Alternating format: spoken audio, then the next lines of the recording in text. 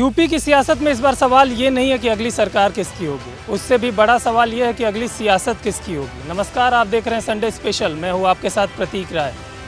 UP की सियासत में इस समय दो बड़ी ताकतें सेंटर में बनी हुई है। एक तो जेन जी और दूसरी महिला।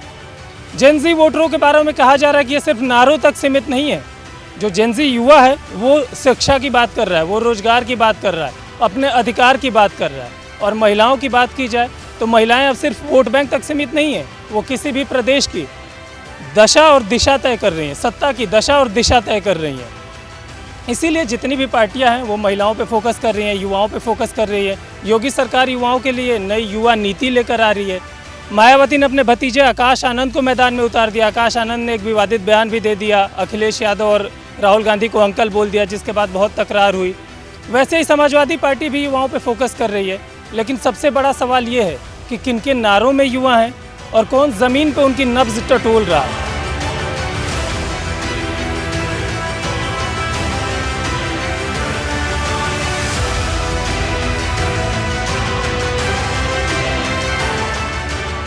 कहते हैं कि दिल्ली की सत्ता का गलियारा उत्तर प्रदेश से होकर गुजरता है, क्योंकि ये वही उत्तर प्रदेश है जिसने देश को 9 प्रधानमंत्री दिए हैं। देश के पहले प्रधानमंत्री से लेकर वर्तमान पीएम नरेंद्र मोदी तक कई नेता यूपी से सांसद चुनकर देश के पीएम बने। यानी जिस उत्तर प्रदेश का डंका देश की राजनीति में जोर शोर से बजता हो, अब अगर उसी प्रदेश में विधानसभा चुनाव आने वाले हों तो सियासत का जोर पकड़ना लाजमी है। और इस बार सियासत के केंद्र में जातीय समीकरण नहीं, बल्कि युवा, महिला और बूथ मैनेजमेंट की वो तिकड़ी है जो किसी भी पार्टी के लिए सत्ता की चाबी साबित हो सकती है।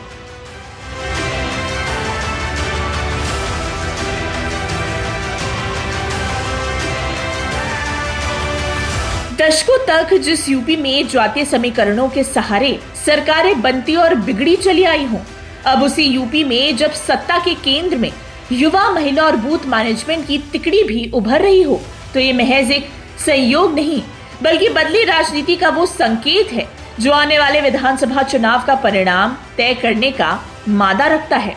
खासकर प्रदेश का युवा और महिला मतदाता जो चुनावी नतीजों को प्रभावित कर सकते हैं। यही वजह है कि चाहे बीजेपी हो, सपा हो या फिर चाहे कांग्रेस और बसपा हो, लगभग सभी राजनीतिक पार्टियों ने अपनी अपनी चुनावी तैयारियां तेज कर दी हैं। देखिए, बीजेपी युवा संपर्क, बूथ मैनेजमेंट और महिला केंद्रित सरकारी योजनाओं पर जोर दे रही है। साथ ही बीजेपी सोशल मीडिया और स्कूल कॉलेज संवाद के जरिए जेन जी तक भी पहुंच रही है। वहीं कांग्रेस की बात करें तो कांग्रेस कैंपस कनेक्ट बढ़ाकर युवाओं और छात्रों को जोड़ रही है। सपा भी अपने पीडीएफ फॉर्मूले को धार देने में जुटी है और महिला केंद्रित स्कीमों का वादा कर रही है। साथ ही सपा डिजिटल क्रिएटर्स के जरिए युवाओं तक नैरेटिव पहुंचाने में भी जुटी है। वहीं अगर हम बसपा की बात करें तो बसपा में आकाश आनंद के जरिए युवाओं को साधने की कोशिश की जा रही है। यानी 2027 के चुनाव से पार्टियों का फोकस युवाओं, महिलाओं और संगठन की मजबूती पर शिफ्ट होना इस बात का साफ इशारा है कि 2027 के विधानसभा चुनाव के केंद्र में ये तिकड़ी निर्णायक है। जिस भी दल ने इस तिकड़ी को बखूबी साधा, उसके लिए 2027 की राह कहीं ना कहीं आसान होगी। आंकड़े बताते हैं कि यूपी में वोट प्रतिशत का अंतर सीटों के नतीजों में बहुत बड़ा बदलाव कर सकता है। 2012 के विधानसभा चुनाव में सपा और बसपा के बीच वोट शेयर का अंतर बेहद कम था। सपा को जहां 29.15% वोट मिले थे, वहीं बसपा को वोट शेयर 25.91% रहा था। ऐसे दोनों पार्टियों के बीच अंतर सिर्फ 3.24% का रहा था, लेकिन सीटों के नतीजों में ये अंतर काफी बड़ा दिखाई दिया। सपा ने 224 सीटों पर जीत दर्ज कर पूर्ण बहुमत की सरकार बनाई थी। उधर बहुजन समाज पार्टी को 80 सीटों पर संतोष करना पड़ा था। वहीं यूपी विधानसभा चुनाव 2022 में भी वोट शेयर और सीटों के बीच बड़ा अंतर देखने को मिला था। बीजेपी नेतृत्व वाले एनडीए गठबंधन को 43.82% वोट मिले थे। एनडीए को 273 सीटों पर जीत मिली थी। उधर समाजवादी पार्टी और उससे जुड़े दलों को 36.60% वोट मिले थे और 125 सीटों पर जीत मिली थी। इस तरह से करीब 7% वोट शेयर का अंतर सीटों में 148 सीटों के बड़े फासले में बदल गया था। यानी कम वोट शेयर जब सीटों के बीच बड़ा फासला तय करने का दमखम रखने लगता है, तो ऐसे में सभी दलों की नजर उस छोटे वोट स्विंग को अपने पाले में करने की रहती है। यही वजह है कि यूपी के करीब 15% जेन ज़ी वोटरों और फर्स्ट टाइम युवा वोटरों पर सभी की नजर है।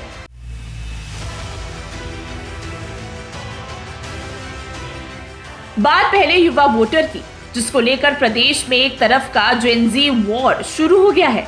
हर पार्टी अपने अपने तरीके से इस फर्स्ट टाइम वोटर को साधने में जुटी है।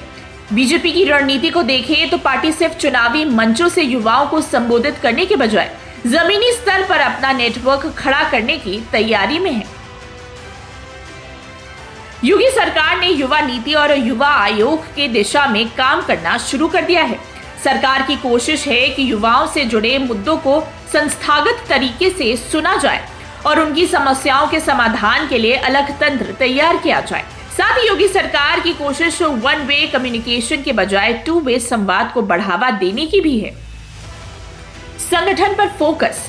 वहीं बात अगर संगठनात्मक स्तर पर बीजेपी की तैयारियों की करें तो बीजेपी विधानसभा स्तर पर युवा टीमों को तैयार करने की कवायद में है। सरकारी योजनाओं की जानकारी युवाओं तक पहुंचाने की कोशिश है। इतना ही नहीं, युवाओं पर पकड़ मजबूत करने के लिए भाजपा की युवा टोली स्कूल कॉलेजों तक पहुंचकर उनसे सीधा संवाद करेगी। इसमें बीजेपी के पदाधिकारियों और जिला स्तरीय टीम की भूमिका महत्वपूर्ण होगी। इसके अलावा बीजेपी का फोकस डिजिटल माध्यम से युवाओं से जुड़ाव का है।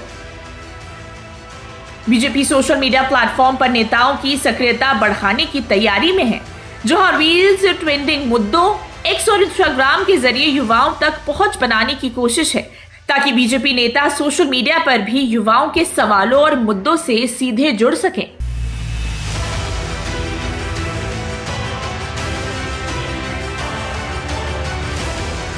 बीजेपी के साथ राष्ट्रीय स्वयंसेवक संघ की सक्रियता भी इस पूरे अभियान को और अहम बना देती है।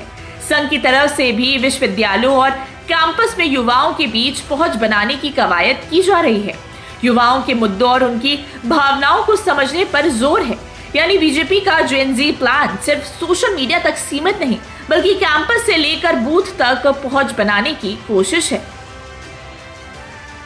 युवा प्लान को धार देने में जुटी योगी सरकार ने इस बार 15 अगस्त के मौके पर भी युवाओं को खास तोहफा दिया है। उत्तर प्रदेश की सबसे बड़ी ताकत हमारी युवा शक्ति है। हमारा युवा प्रतिभावान है, परिश्रमी है, देश और समाज के लिए कुछ कर गुजरने की इच्छा शक्ति से भरपूर है। हमारी सरकार ने नकल माफिया, भर्ती माफिया के विरुद्ध कठोर कार्रवाई की है। हम अपने डेमोग्राफिक डिविडेंड को डेवलपमेंट इंजन के रूप में बदल रहे हैं। जेन जी और जेन अल्फा के लिए AI, machine learning, semiconductor, startup ecosystem, data centre, defence manufacturing, cyber, robotic, electric vehicle, agritech, fintech, deep tech, medtech जैसे क्षेत्रों में उत्तर प्रदेश ने तेजी के साथ जो कार्य आगे बढ़ाया है, उसमें निवेश, नवाचार और एम्प्लॉयमेंट के नए नए द्वार खुल रहे हैं। आज उत्तर प्रदेश का युवा प्लान की समस्या से मुक्त हो चुका है। साथ ही हमारा संकल्प है हर युवा के हाथ में स्किल, इनोवेशन और एम्प्लॉयमेंट हो। इसी संकल्प को और अधिक गति प्रदान करते हुए आपकी क्षमता का सही उपयोग करने के लिए, आपकी संभावनाओं को पूरा करने के लिए उत्तर प्रदेश सरकार एक नई यूथ पॉलिसी बहुत शीघ्र लेकर के आ रही है। आज यह घोषणा करते मुझे अत्यंत प्रसन्नता की अनुभूति हो रही है कि यूथ पॉलिसी के माध्यम से प्रदेश के युवा को एक इंटीग्रेटेड अप्रोच के साथ उनके स्किल, इनोवेशन, एम्प्लॉयमेंट को और अधिक मजबूती प्रदान करने में हमें सफलता प्राप्त होगी। यानी एक तरफ योगी सरकार जहां युवाओं के लिए बड़े बड़े ऐलान कर रही है, तो वहीं दूसरी ओर सपा भी युवा वोटर को साधने की कवायद में है। सपा ने अपने डिजिटल कैंपेन के प्लान को और धारदार करने की तैयारी शुरू कर दी है। अखिलेश यादव की ओर से 200 से ज्यादा डिजिटल कंटेंट क्रिएटर्स और इन्फ्लुएंसर्स के साथ संवाद की बात सामने आई। बेरोजगारी और पेपर लीक को बड़ा मुद्दा बनाने की तैयारी, यूट्यूब और इंस्टाग्राम के जरिए युवाओं तक पहुंच बनाने की कोशिश, ग्रामीण और कस्बाई युवाओं पर खास फोकस, युवा सांसदों के भाषण और गतिविधियों का डिजिटल प्रचार और सपा की रणनीति युवाओं की भाषा में युवाओं तक पहुंचने की है। कांग्रेस भी जेन ज़ी को साधने में पीछे नहीं है। राहुल गांधी की तरफ से छात्रों के बीच संवाद और युवाओं से जुड़े कार्यक्रमों को इसी रणनीति का हिस्सा माना जा रहा है। पार्टी छात्र संगठन NSUI के जरिए विश्वविद्यालयों और कैंपस में अपना आधार मजबूत करने की कोशिश कर रही है। वहीं बहुजन समाज पार्टी ने जेन ज़ी के बीच अपनी पहचान बनाने के लिए आकाश आनंद को आगे किया है। इस बीच आकाश आनंद ने एक ऐसा बयान दिया जो सियासत चर्चा का केंद्र बन गया। सपा के राष्ट्रीय अध्यक्ष आदरणीय अखिलेश अंकल जी की मैं पूरी इज्जत से, पूरे आदर सम्मान से उनका नाम ले रहा हूँ। उनकी उम्र अब हो गई है। अगर मैं 30 साल का लड़का 50 साल के बाद आदमी को अगर अंकल नहीं कहूँगा तो फिर क्या कहूँ, आप ही बताएं। तो हमारे लिए तो वो बड़े अखिलेश अंकल हैं, अखिलेश भैया नहीं, अखिलेश अंकल हैं। तो आदरणीय अखिलेश अंकल जी, तो उनका तो यही नहीं समझ आता कि वो अपनी पार्टी में पीडीए करते कह रहे हैं, परंतु कभी पीडीए का मतलब कुछ और हो जाता है और कभी कुछ और। अभी दरअसल एक जनसभा के दौरान अखिलेश यादव को लेकर दिए आकाश आनंद के बयान से सियासी पारा खूब गरमाया, लेकिन बयान के पीछे का असली मकसद अखिलेश की उम्र उजागर करना नहीं है, बल्कि सियासत के जेन ज़ी ट्रेंड में खुद को प्रासंगिक बनाने की कवायद है। हालांकि आकाश के इस बयान पर अखिलेश ने कोई खास प्रतिक्रिया नहीं दी। आकाश आनंद ने आपको अंकल कहा है, क्या वो जेन ज़ी आगे पॉलिटिक्स करना चाह रहे हैं? देखिए, ये कोई बहस का मुद्दा नहीं है और हमारे संबंध बहुतों से बहुत अच्छे रहे हैं, इसे कुछ मत कहलवाओ तो ही अच्छा है। दरअसल अखिलेश को अंकल बोलकर आकाश आनंद भी जेन ज़ी युवाओं के सियासी रहनुमा बनने की चाहत में है। आकाश आनंद का अंकल पॉलिटिक्स वाला अंदाज भी इसी रणनीति का हिस्सा माना जा रहा है। लेकिन यूपी के युवाओं को अपने पाले में करने की बसपा की ये कोई नई रणनीति नहीं है, क्योंकि हाल ही में मायावती ने भी जेन ज़ी युवाओं के साथ खड़े होने की बात की थी। देश के छात्र व नौजवान यानी कि जेन ज़ी आदि भी अपनी अनेकों समस्याओं को लेकर बहुत ज़्यादा दुखी व चिंतित भी है, जिनको दूर कराने के लिए बीएसपी भी अपनी कार्यशैली के तहत चलकर हमेशा इनके साथ खड़ी रही है। यानी बसपा भी ये समझ चुकी है कि नई पीढ़ी तक पहुंचने के लिए सिर्फ पुरानी राजनीतिक भाषा काफी नहीं होगी, उसे युवा चेहरे, युवा मुद्दे और युवा अंदाज की जरूरत होगी। लेकिन यूपी के 2027 चुनाव की कहानी सिर्फ जेन ज़ी तक सीमित नहीं रहने वाली है। इसके साथ एक और बड़ा वोट बैंक है, महिला मतदाता, क्योंकि यूपी की सियासत में आधी आबादी अब सिर्फ वोटर नहीं बल्कि कई सीटों पर किंग मेकर की भूमिका में नजर आती है।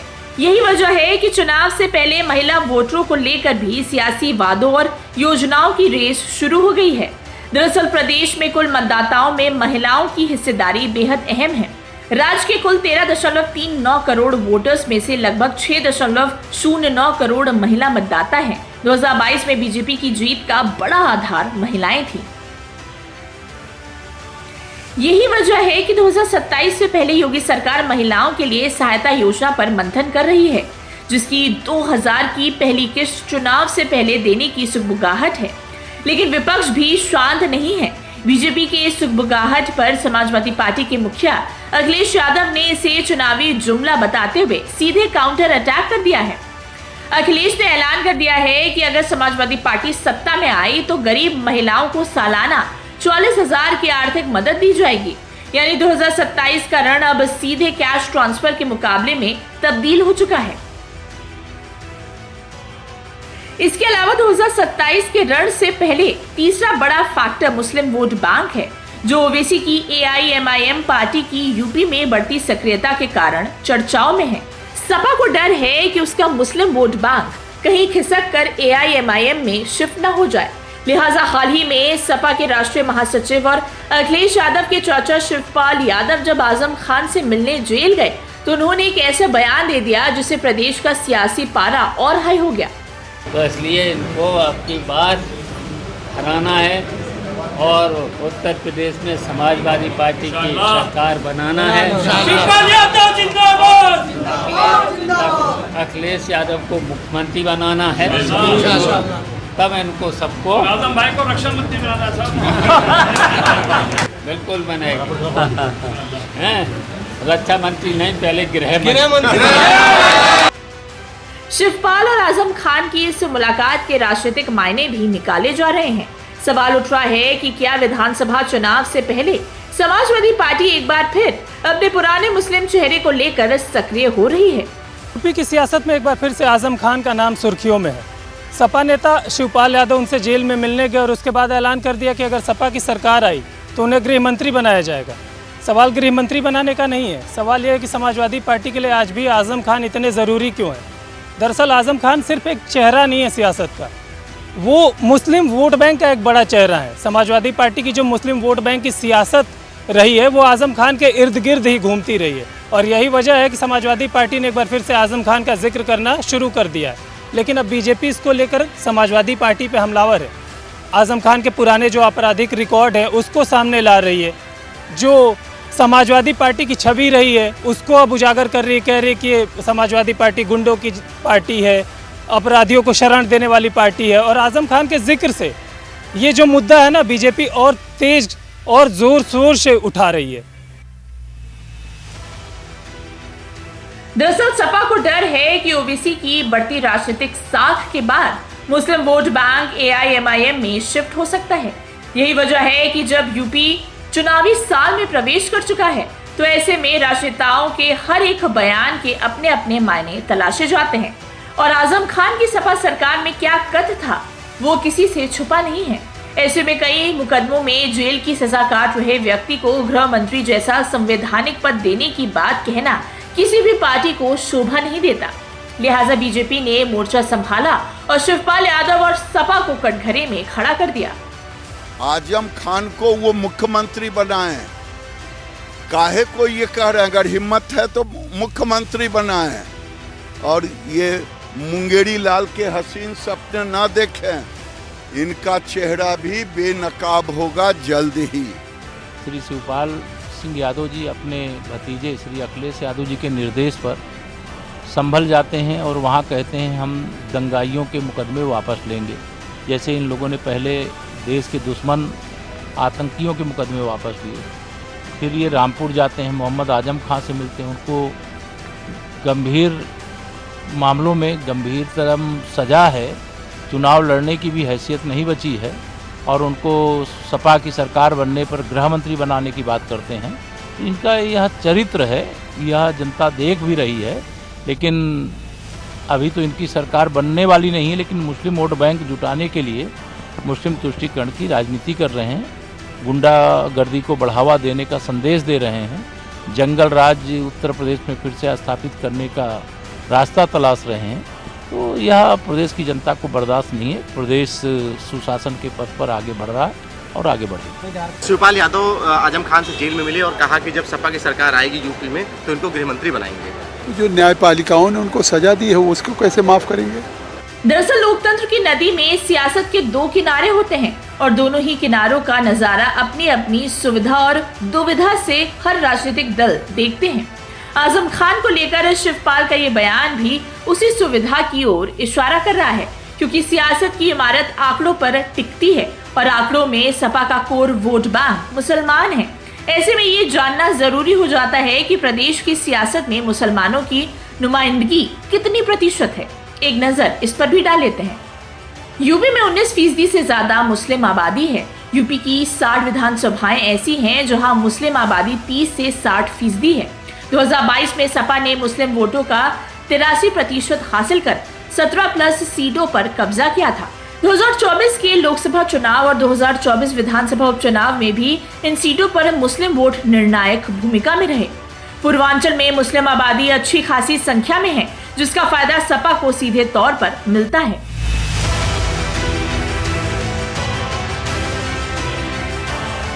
प्रदेश की सियासत में मुस्लिम वोटों के ये आंकड़े इस बात का तस्दीक कर रहे हैं कि शिवपाल यादव का ये बयान मुस्लिम वोट बैंक को साधने के इरादे से ही दिया गया है। मगर शिवपाल यादव के बयान पर बीजेपी ने पलटवार करते हुए आजम खान की जो आपराधिक कुंडली सामने रखी है, उससे निपटना सपा के लिए आसान नहीं होगा। कुल मिलाकर 2027 की चुनावी बिसात अब सिर्फ 1-2 मुद्दों तक सीमित नहीं है। युवा, महिला और मुस्लिम वोट बैंक से लेकर बूथ मैनेजमेंट तक हर मोर्चे पर सियासी दल अपनी अपनी रणनीति को धार देने में जुटे हैं। बीजेपी जहां सरकार की योजनाओं और मजबूत संगठन के सहारे मैदान तैयार कर रही है, तो सपा अपने पीडीए समीकरण, डिजिटल कैंपेन और पुराने सियासी आधार को मजबूत करने में जुटी है। कांग्रेस अपने संगठन और कैंपस कनेक्ट के जरिए वापसी की कोशिश में है, तो बसपा युवा चेहरे और अपने कोर वोट बैंक को फिर से जोड़ने की कवायद में है। यानी चुनाव अभी दूर है, लेकिन सियासी शतरंज की चालें तेज हो चुकी हैं। अब देखना होगा कि 2027 में किस दल की रणनीति वोट में बदलती है और किसका समीकरण विधानसभा की सीटों पर असर डालता है। यूपी में साल 2027 की चुनावी लड़ाई बेहद दिलचस्प हो चुकी है। एक तरफ जेनजी और महिला वोटर हैं, जो सिर्फ नारों और वादों तक सीमित नहीं है, शिक्षा, स्वास्थ्य, रोजगार के अवसर पर वोट करने वाले हैं। और दूसरी तरफ आजम खान जैसे चेहरों का नाम है, जिनके बदौलत यूपी की सियासी समीकरण को साधने की कोशिश की जा रही है। कुल मिला के ये लड़ाई सत्ता बचाने की नहीं है, सत्ता में आने की भी नहीं है। ये लड़ाई पुराने समीकरण और नई पीढ़ी के सवालों के बीच की है। संडे स्पेशल में आज के लिए सिर्फ इतना ही। देश और दुनिया की तमाम खबरों के लिए देखते रहें DD UP।